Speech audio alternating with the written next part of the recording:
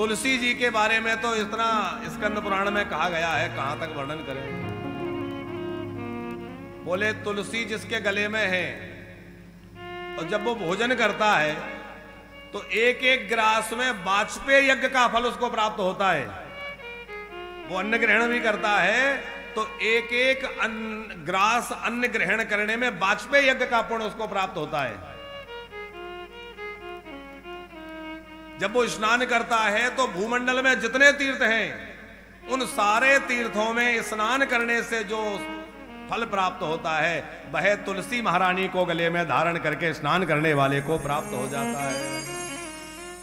पर ध्यान रखना, महाराज जी कह रहे थे कि तुलसी धारण करके नहाओ, तो ऐसा नहीं खूब सारी तुलसी पहन ले, नहीं, कंठ में कंठी के रूप में तुलसी पहने।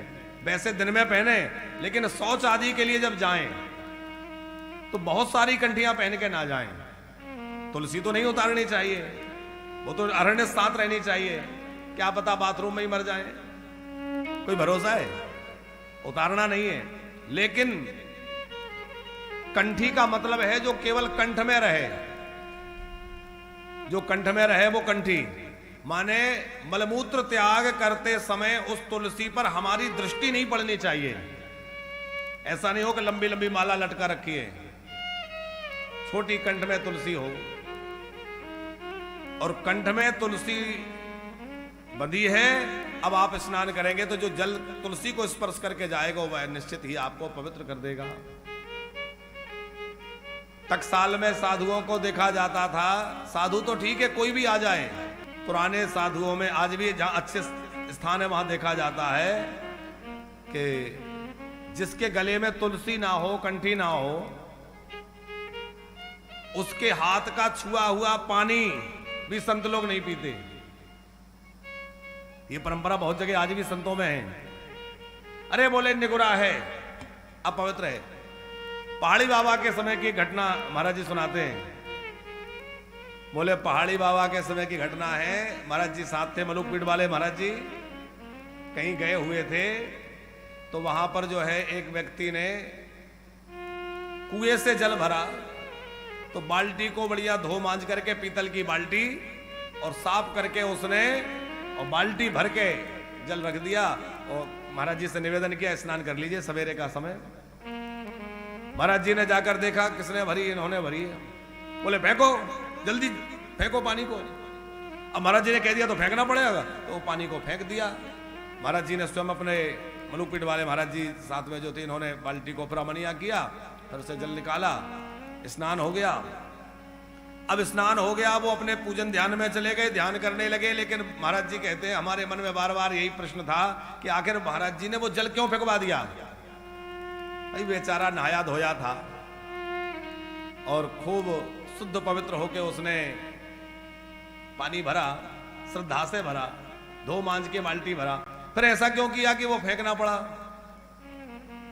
तो महाराज जी जो है इनके भाव को समझ गए और पहाड़ी बाबा ने इनको बाद में कहा, पंडित जी क्या सोच रहे हैं, मैंने ऐसा क्यों किया?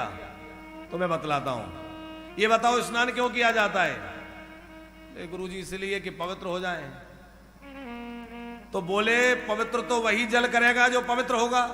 बोले हाँ ये तो ठीक है। बोले जो व्यक्ति पवित्र नहीं है उसके हाथ से भरा हुआ जल भी पवित्र नहीं है।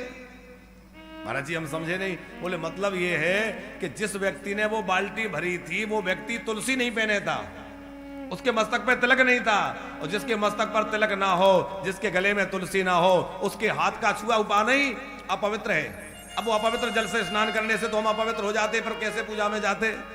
इसलिए हमने कहा इसको हटाओ। आप लोगों के समझ में बात आ रही है हम क्या कहना चाह रहे हैं? जिसके गले में तुलसी नहीं है उसका छुआ पानी तो स्नान के योग्य भी नहीं है, और पीने और खाने की बात तो बहुत दूर हो गई। पर अब तो भैया होटलों में खाने का जमाना है, ऊट पटांग जहां जैसा मिले खाओ। वहां कौन तुलसी देख रहा है, कौन स्नान ध्यान देख रहा है, और कौन क्या देख रहा है? देखो हम किसी जाति का वर्ण का विरोध नहीं, हम तो ये कहते हैं भाई कोई भी हो वो तुलसी पहने हो, ऊर्ध्व पुंड धारण किए हो, उसमें शुभ लक्षण हो, उसका व्यवहार अच्छा हो, उसका बर्ताव शुद्ध हो, तो निश्चित ही वह पवित्र है। और कोई विप्र कुल उत्पन्न होकर भी यदि तिलक चंदन से रहित है, कंठी माला से रहित है और वह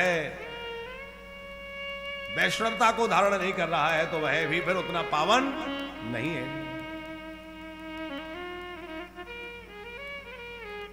प्रत्येक व्यक्ति को तुलसी अवश्य अपने कंठ में धारण करके रखनी चाहिए। किसी की चिता जल रही हो और उसमें कोई इतनी सी भी तुलसी की लकड़ी डाल दे,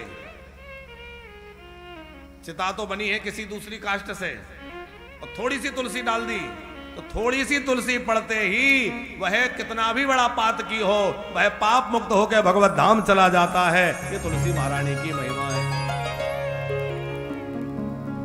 ठाकुर जी को एक महानैवेद्य लगता है, उसकी आपने चर्चा सुनी होगी। कभी आप ऐसा करके देखिए, आज अक्षय तृतीया है, आप कोई भक्त यदि कर सकता हो जो टेलीविजन पे सुन रहे हैं, यदि किसी को सुलभता हो तो करके देखिए कि ठाकुर जी को भोग बनाए, और यदि जो विधि यहां कही जा रही है पुराणोक्त विधि है, इसके अनुसार भोग बना के ठाकुर जी को लगा दे, तो 1000 वर्षों तक भोग लगाने से जो फल मिलता है वो एक दिन में भोग लगाने से प्राप्त होता है। 1000 वर्षों तक भगवान की तृप्ति हो गई ऐसा माना जाता है। अब भगवान तो नित्य तृप्त है, पर इसका अर्थ है कि 1000 वर्ष को भोग लगाने का जो फल है वो एक दिन में मिल जाएगा। चाहे वो तुलसी जी की काष्ठ को जलाकर और कोई लकड़ी ना जले, तुलसी जी की काष्ठ से ही भोग बने। तुलसी की काष्ठ किसी की यहां बहुत सारी सूखी रखी हो, उनको संभाल के रखिए, जहां तहां नहीं डालिए, और संभाल के रख के किसी ऐसे विशेष त्योहार में अवसर में आप पर वो प्रयोग करिए कि तुलसी जी की काष्ठ को ही चूल्हे में लगा करके उसी से कोई प्रसाद तैयार करिए, फिर उसमें तुलसी डाल करके और तुलसी समन्वित करके ठाकुर जी को भोग लगाइए, और तुलसी की अग्नि से तपा हुआ भोजन जो भोग बनेगा वह भगवान को अक्षय तृप्ति प्रदान करने वाला हो जाएगा। उसका बहुत विशेष महत्व है।